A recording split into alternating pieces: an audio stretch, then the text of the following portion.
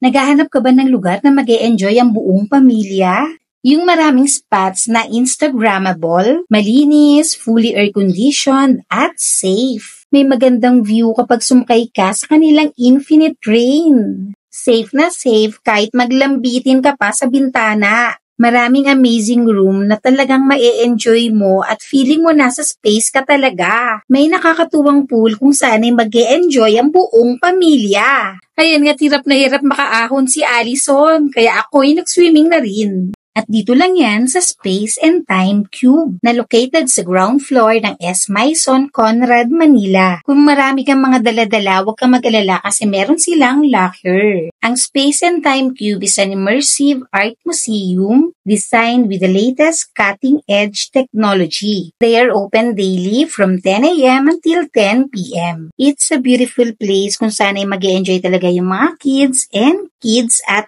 heart. Definitely, it's a perfect place to visit this coming Mother's Day. Step into different dimensions with your friends and family.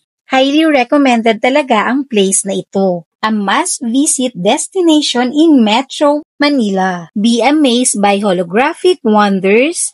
Experience the breathtaking 720 degrees cave, holographic technology, creating a fully immersive environment. Maganda pa dito, hindi mo na kailangan magsuot ng mga special glasses or eyeglasses para ma-enjoy mo ito. Deserve mo to, kaya visit na!